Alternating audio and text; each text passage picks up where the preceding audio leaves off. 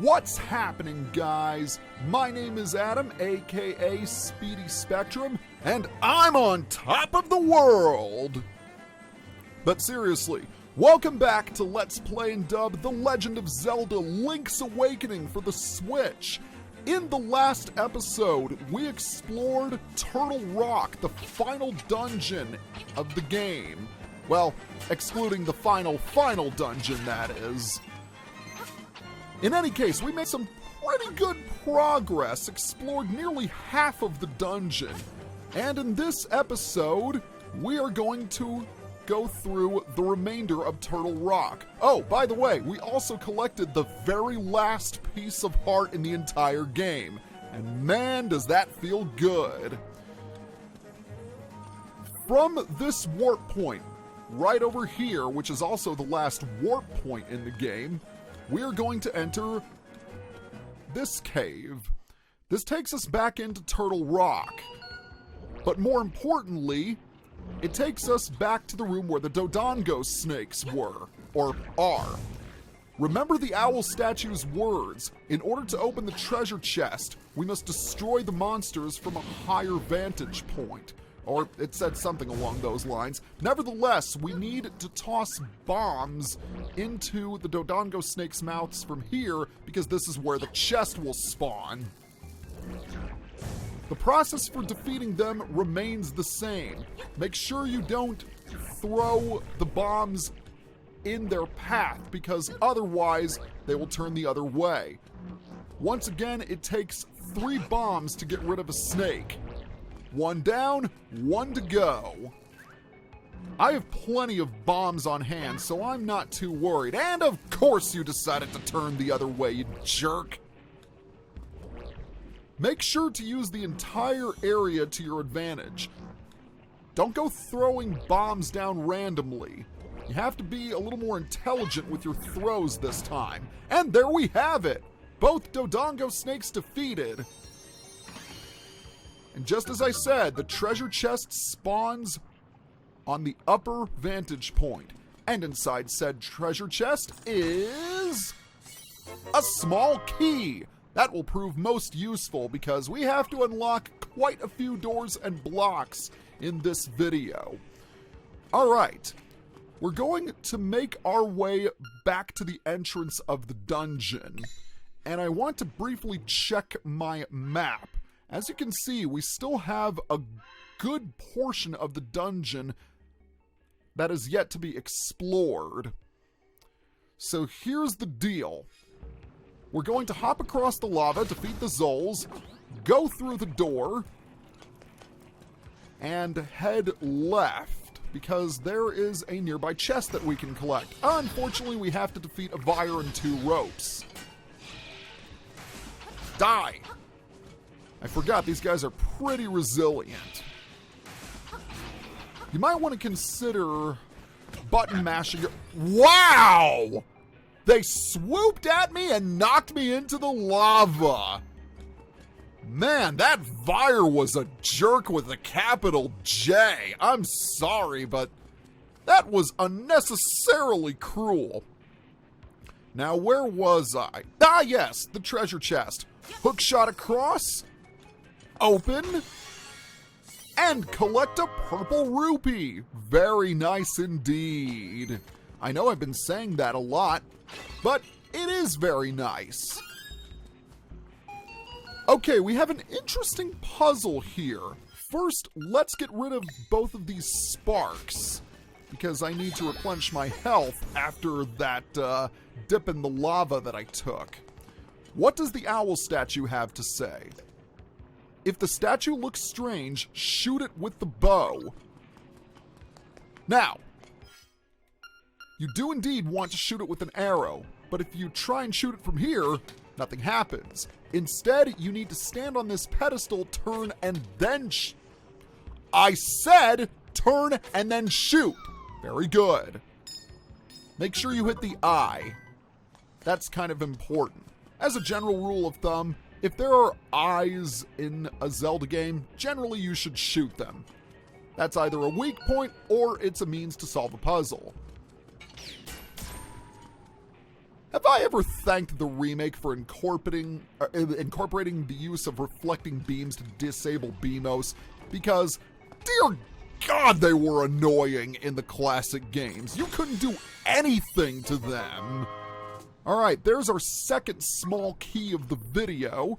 And if we head down here, we come back to the room we couldn't do anything in. And guess what? We still can't do anything here because we need the dungeon item. But not to worry, we'll be getting it very soon. Now, if you remember this room, it links to the room where we found and fought the Hinox, and also back to the entrance. This time we're going to head to the right, because we want to head down here, where we find some arm mimics and some dangerous torches. So let's get rid of these guys so they won't shoot any more fireballs at us. And right here is a staircase. This staircase will ultimately take us to a room that we've already been to before. But it is uber important that we go down here, because at the other end, we'll be able to access something we've seen before, but now is the time to activate. So we'll jump on the platform and jump up to the ladder, walk across, and then walk up. Remember this room? This room with the owl statue we read and did nothing else? Oh, piece of power! Awesome! Alright, we move down here, and this is where we fought the Smasher. We're going to head to the left, into the room with the moving tile. Well, at least one of them. But we want to head right up here. Remember this room? The crystal switch? Now is the time to strike it. Now that we have exited and re-entered the dungeon, the crystal switch will not reset. And that's going to make things much, much easier for us. Alright. So I just want to check something. This staircase is actually going to take us to the boss's room. And we can't do anything about that just yet. Well, at least not until we get the nightmare key. So instead, we're going to do a little bit of backtracking. Once again, we're in the room with the pots and the sparks, but this time we want to head back to the main entrance and get hit by the Vire yet again. He's going to be a bit of an annoyance. I can tell, because I'll have to go back through that room a couple more times. Now, just need to check my map for clarification. Yes, indeed, I am heading the right way. We're going to push the moving tile, and once again, we're going to push this rock into the lava. I do know this dungeon well, but not that well, let's be honest. There are just some dungeons that you can't get down no matter how many times you practice them. Cough, Water Temple and Great Bay Temple, cough.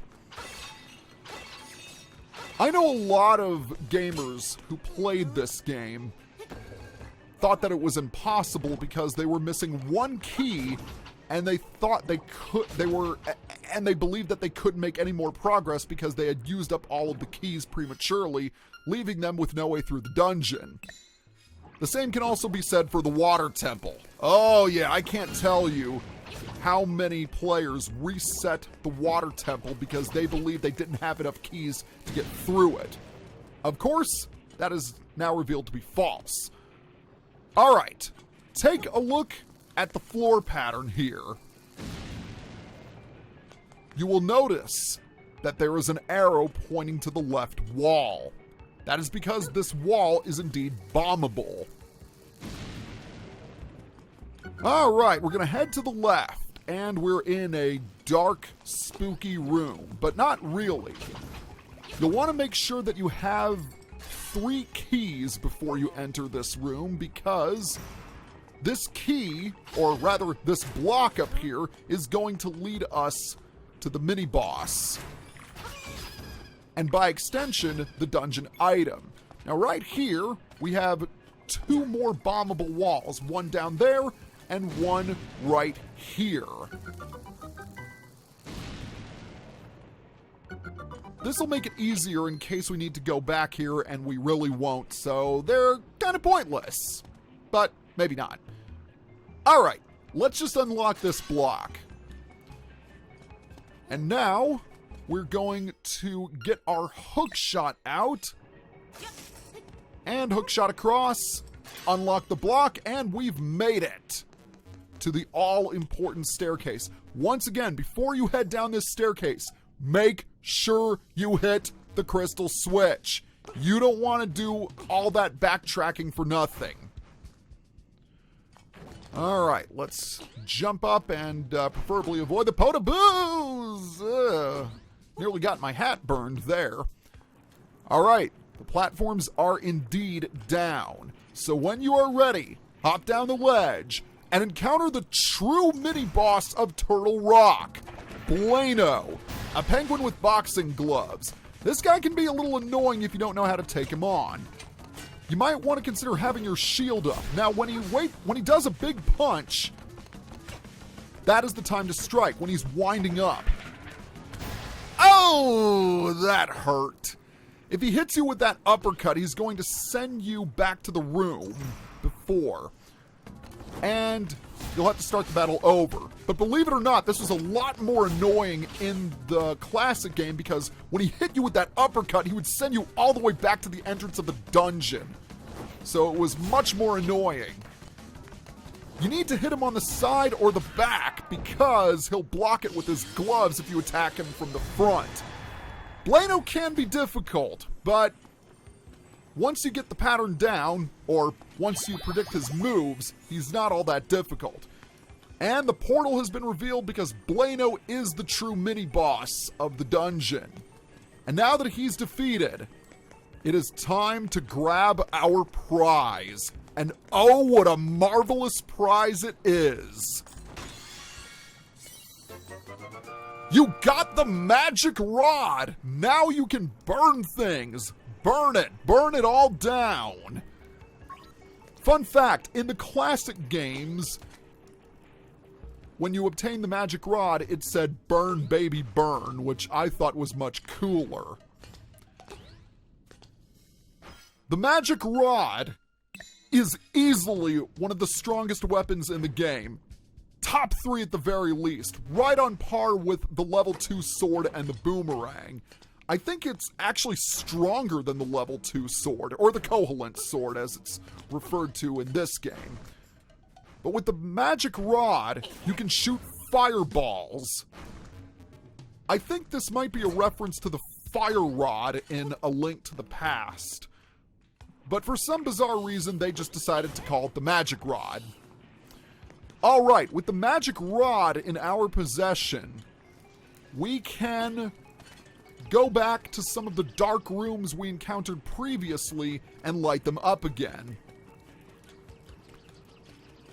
And we're going to do that right now.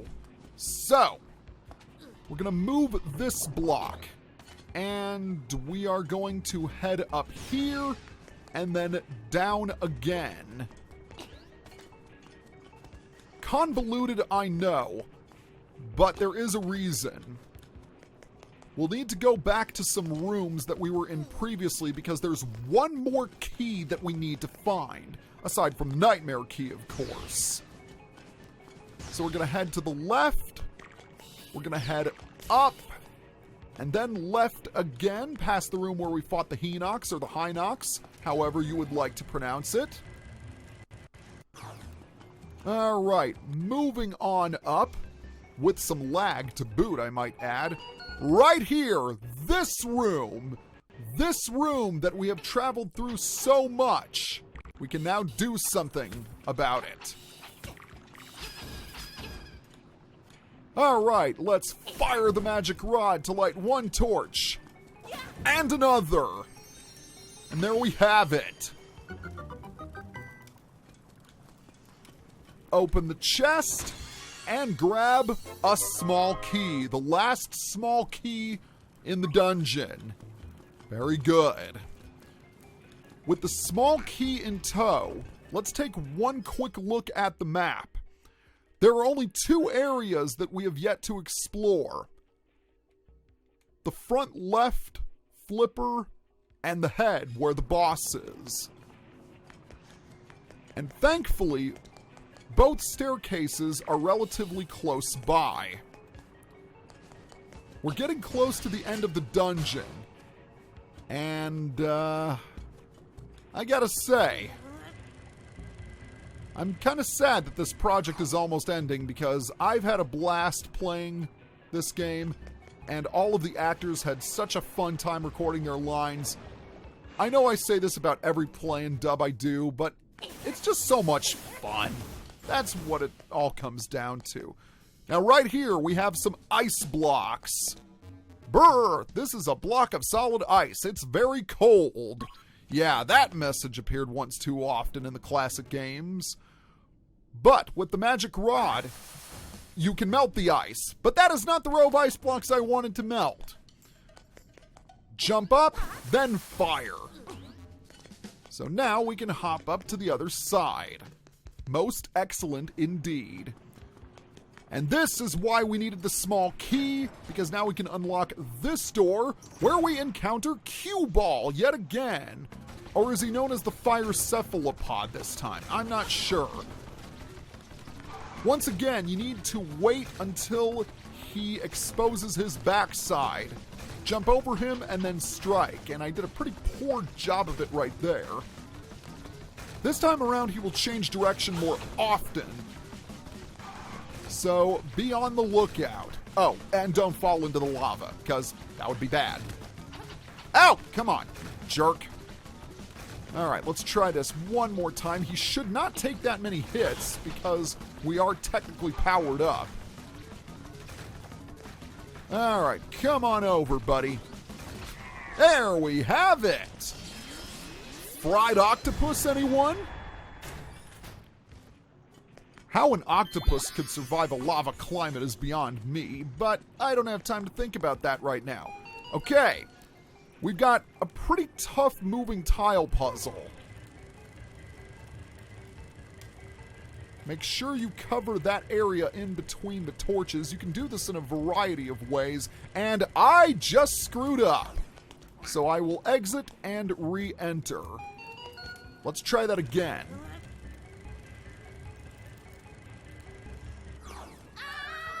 I am epically failing at these moving tile puzzles. It's a frustrating process indeed. Come on! I am pressing the direction I want to go.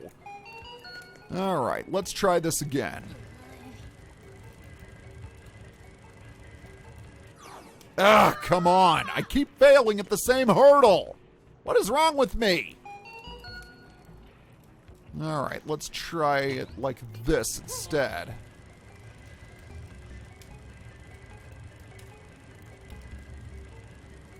Well, that worked out well. It seems to me that there's a bit of a delay between the point where you press on the directional pad and when the tile moves. But it's something I'll have to live with. And that was an epic fail. Yeah, I don't think I'm going to be able to do it that way.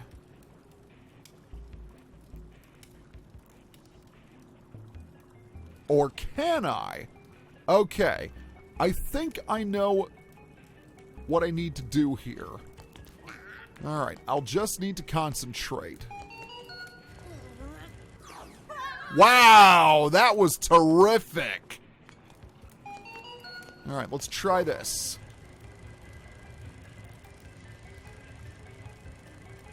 Ah, come on. Cut me some slack here, game.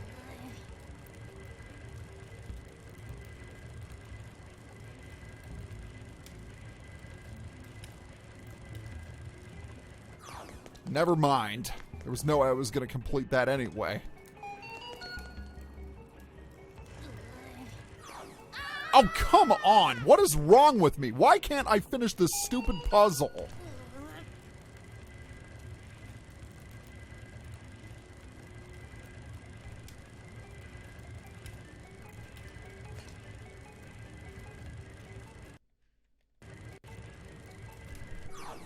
Finally! That only took 1,000 tries! Oh, why did I have so much trouble with that? Thankfully, that is the last moving tile puzzle we need to worry about. And at long last, we have the nightmare key. That was an arduous experience, if I do say so myself. Okay, with the nightmare key in tow, we can finally take on the boss at long last. Alright, in order to find the boss, we'll need to head back to the entrance of the dungeon. Or at least very close to the entrance of the dungeon. Thankfully, it's just a hop, skip, and a jump to the foyer. Alright, once again, avoid the Beamos, and we're going to head down here, where we will encounter the room with the 2 torches. And now we're on our way. I never want to see another of these stinking moving tiles again. And I just decided to move that one out of pure spite. Alright, we're at 21.5 minutes. We should be able to finish the dungeon in time. So we're going to head back up here. And now we're going to push this moving tile all the way to the right. That is going to take us to this set of stairs. And once we climb it, we find even more ice blocks. Now we have to make a bit of a tricky jump here. We need to melt that ice block all the way to the left. But in order to do it, we need to hit... Oh, wow! I actually did it on the first try! Why couldn't I have that much... Why couldn't the moving tile puzzles be as forgiving? I ask you. Alright, now, where was I? Yes. The second ice block puzzle. First, we need to destroy that row of ice blocks, and then, aim carefully, we need to destroy this column right here. That will allow us to jump all the way up. And I'm going to jump down the staircase, because Link is just that awesome.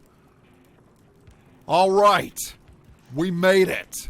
We finally made it. Just a quick check to see we collected everything, and it looks like we have.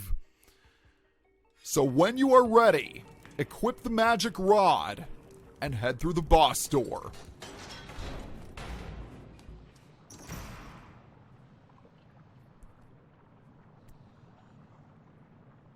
You're finished! I will never let you play the instruments of the sirens.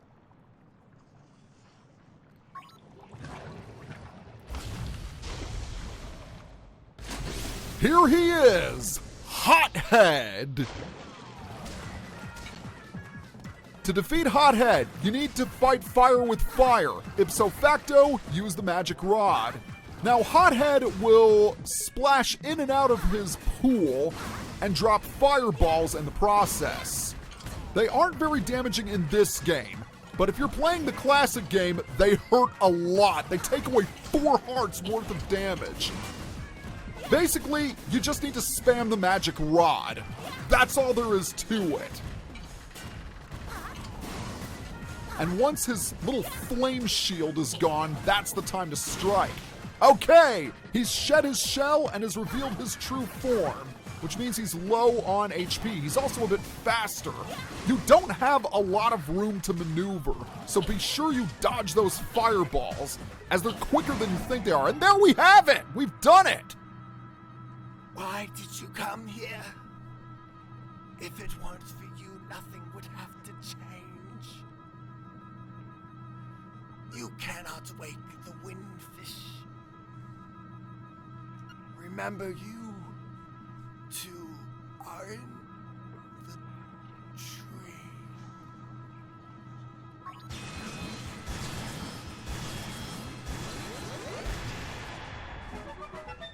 The last nightmare defeated. And right there, another heart container. I have to say, the lava graphics in this game look really, really good. I also like the embers that are flying up. They really went above and beyond when designing Turtle Rock, I have to say. Here we have it, another heart container. All right, through this door is the final instrument of the sirens. You got the thunder drum!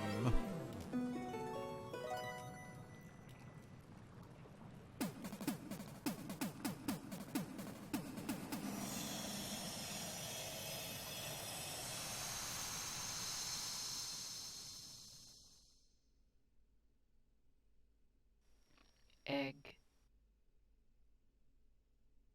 The egg on the mountain calls.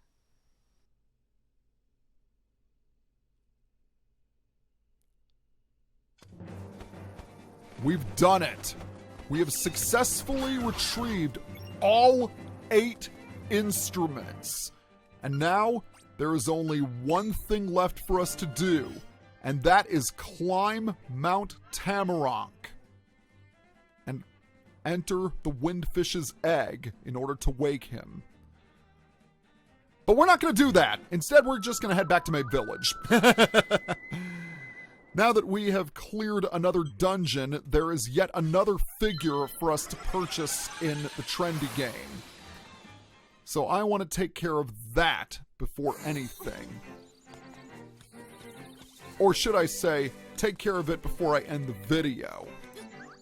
Because we're at 27 minutes, so I should be able to do this. What's our next figure going to be? It's a Pokey! Oh, that brings back memories. Move the crane. And move the claw. Okay, this is a surefire grab. I'm calling it right now. Can I do it in one shot? It looks like I can. Awesome. Well, it's a one-take wonder, isn't it? You got a Pokey figure! The memory of meeting these still stings. Man, I cannot tell you how many times I have accidentally jumped on Pokies. They really, really hurt. Alright, the Pokey figure goes in the family's house, and I believe this is the last remaining figure for them. It goes right on that stand over there. Place it! It's a Pokey figure. Each segment is detachable, even the head. Well, guess what? We are done with this video. So, next time on Let's Play and Dub The Legend of Zelda Link's Awakening, we are going to approach the egg and wake the windfish and finally leave Koholint Island. See you guys next time.